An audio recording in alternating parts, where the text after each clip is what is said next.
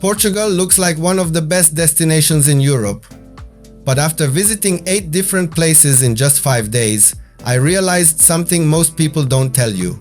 Some moments were honestly incredible, but a few things surprised me way more than I expected, and a couple of mistakes could easily ruin your entire trip if you're not prepared.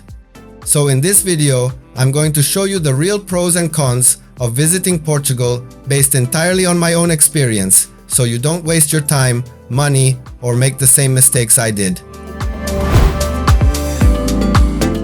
I visited Porto, Lisbon, Sintra, Cascais, Faro, Portimão, and the Algarve coast all in just 5 days. And trust me, what I experienced here was completely different from what I expected. And one of the biggest surprises actually comes later. The most impressive part of my entire trip was definitely the Algarve and Benagil Cave, and this is where Portugal completely exceeded my expectations. I had already seen so many photos before coming here, so I thought I knew exactly what to expect. But the moment I stood inside the cave and looked up at that opening with sunlight pouring through, I just paused and took it all in. The cliffs felt massive, the water looked almost unreal, and everything around me felt bigger than I imagined. And this almost never happens, because usually places look better online than they do in real life. But here it was the opposite. That was the moment I realized Portugal can actually surprise you.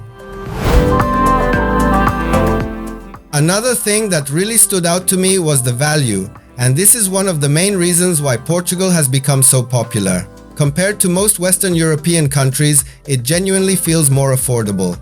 I was paying around 1 to 1.5 euros for coffee, which is significantly cheaper than cities like Paris or Rome, and even compared to many places in the US, it feels like great value. Most meals were around 15 to 25 euros, and for the quality you get, that felt very reasonable. It's not as cheap as some people expect, and if you're not careful, costs can still add up, but overall it consistently felt worth it. Food was honestly one of the highlights of this trip, and this is something I didn't expect to this level. I thought it would be good, especially the seafood, but the consistency surprised me the most. I tried dishes like cataplana, grilled sardines, and of course pastéis de nata, which you'll see everywhere. But what really stood out was that I don't remember having a single bad meal during the entire trip. Even casual places were consistently good, and that's not something you can say everywhere.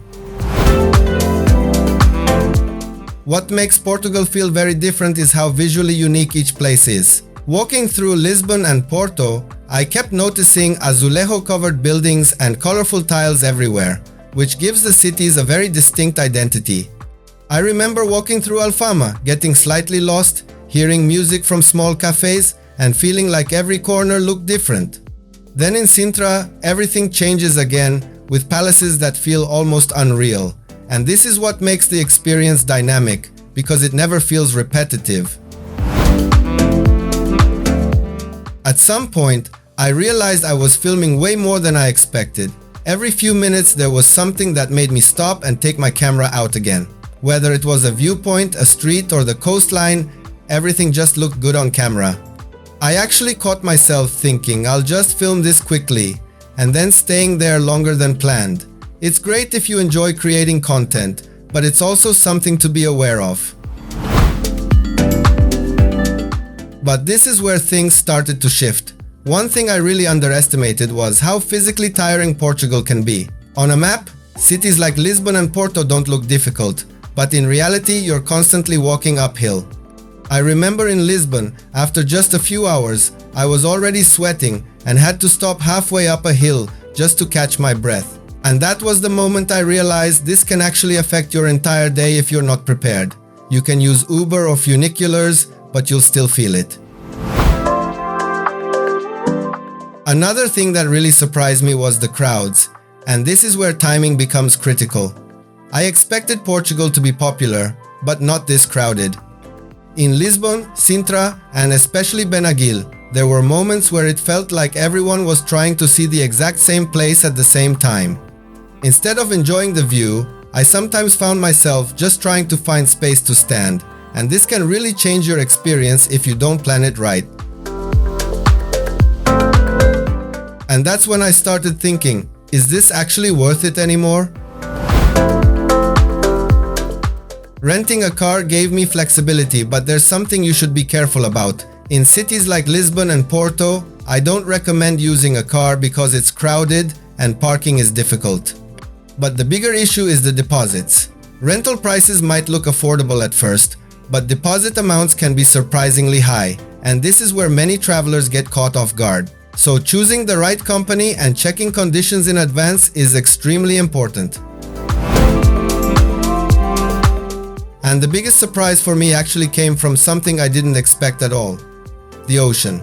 Portugal's coastline looks perfect in photos, and it really is beautiful, but when you actually get into the water, it's much colder than you think. Even in places like Benagil, Cascais or Faro, the Atlantic feels completely different from the Mediterranean. The views are incredible, but swimming isn't always as enjoyable as you imagine, especially with the wind. Another thing that can really impact your experience is waiting time. I expected some lines, but in reality, they were longer than I thought. In Porto, places like Livraria Lelo had long queues, and in Lisbon, even trams had lines. At Benagil, boat tours and kayaking can get very busy during peak hours. And if you don't plan your timing carefully, you might end up spending more time waiting than actually enjoying the place. So after all of this, here's the reality. Portugal is absolutely worth visiting, but it's not as perfect as it looks online. If you plan your trip the right way, choose the right places and avoid peak times, you can have an incredible experience. But if you don't, some of these downsides can affect your trip a lot more than you expect. For me, the positives clearly outweighed the negatives. So is Portugal overrated or actually worth it? In my experience, it's definitely worth it, but only if you know exactly what you're getting into. If you're planning a trip to Portugal and have any questions, just drop them in the comments. I'll try to help based on my own experience. And if this video helped you, don't forget to like and subscribe for more honest travel content. I also have a full Portugal travel series on my channel, covering different regions, experiences, and real travel situations in detail. I highly recommend watching those videos before your trip, because they'll help you plan everything step by step, avoid common mistakes, and ultimately save both time and money. That way, your Portugal trip can be as smooth as possible.